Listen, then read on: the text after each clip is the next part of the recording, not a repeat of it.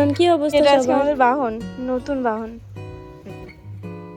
তো আমরা এখন টিকিট কাটতে চলে এসেছি, সুন্দর মেলা দেখতে এসেছি আমি আর ভাই। আর আজকের টিকিট কাটা হচ্ছে 30 টাকা টিকিটের দাম।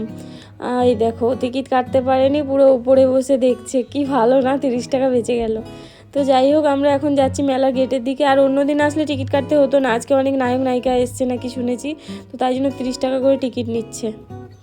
তো এই দেখো বন্ধুগণ, টিকিট পড়ে আছে, মানে 30 টাকা পড়ে আছে, আমরা মারিয়ে যাচ্ছি, কত মানে কি অবস্থা, টাকা মারিয়ে চলে যাচ্ছি, এরকম ভেবো না, ওগুলো কাগজ।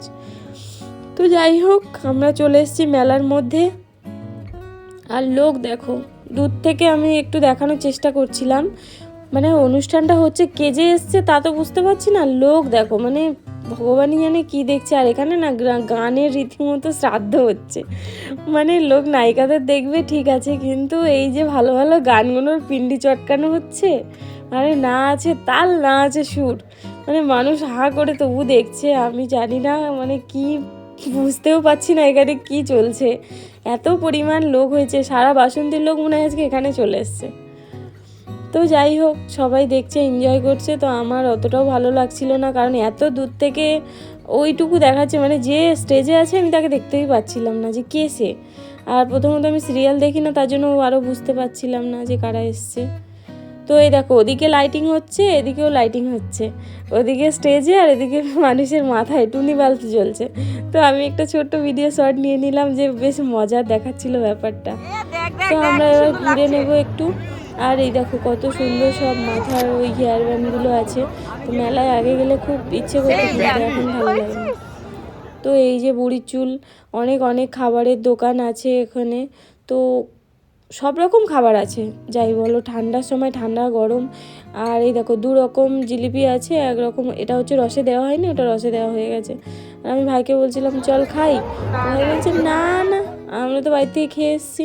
আর এটা হচ্ছে সেই নাগিন কন্যা, যারা যারা নাগিন কন্যাকে দেখেছে ভিতর থেকে অবশ্যই কমেন্ট করো। হ্যাঁ, তারপরে আমরা একটু ওই রাইডগুলো ঘুরে নিলাম, মানে আমরা চড়ি না রাইড, আমার খুব ভয় করে, আর কি বলো, মাথাও ঘোরে আমার প্রচণ্ড, তাই দূর থেকেই দেখি। আর অনেক দিনের স্বপ্ন এই বেলুনগুলো ফাটানোর, জানি না কবে পূরণ হবে।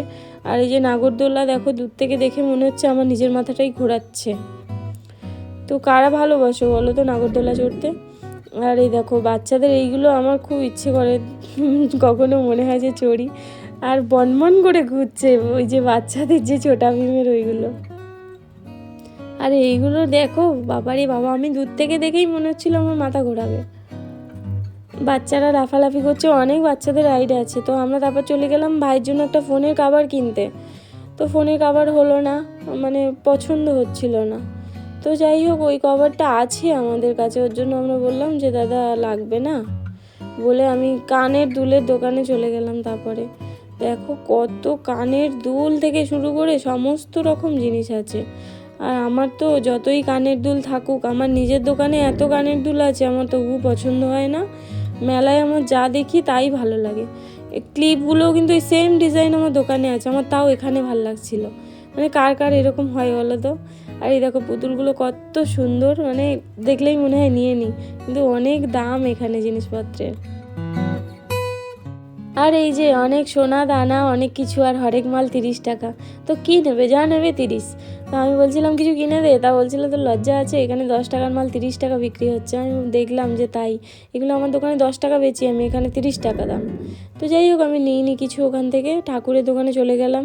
তারপরে দেখো মিষ্টি একটা গপু, মানে এগুলো দেখলে চোখ শান্তি হয়ে যায়। আরও তো এটা শান্তির জায়গা, আরও বড় হচ্ছে এই কানের দুলের শান্তি। মানে আমার কাছে এরকম একটা দোকান দেওয়ার মতো কানের দুল আছে, ইভেন আমার নিজের দুলের কি স্টেশনারি দোকানই নিজেদের, তাও আমার মনে হলো না আমি কানের দুল কিনবো।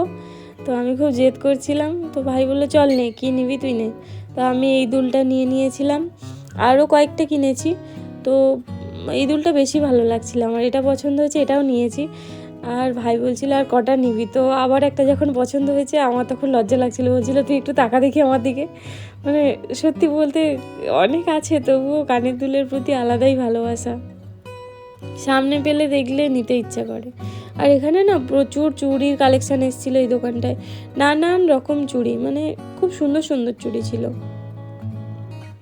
তারপরে চলে গেলাম আমরা একটু অন্যান্য দোকানের দিকে। আর এই দেখো কত কিউট ডগি সব, মানে কি সুন্দর লাগছিল না ওদেরকে। তারপরে আমরা পুরো মেলাটাকে ঘুরলাম, কিন্তু তেমন জিনিসের যা দাম হওয়াটাই স্বাভাবিক, কারণ ওরা এখানে জায়গা ভাড়া করে আছে না।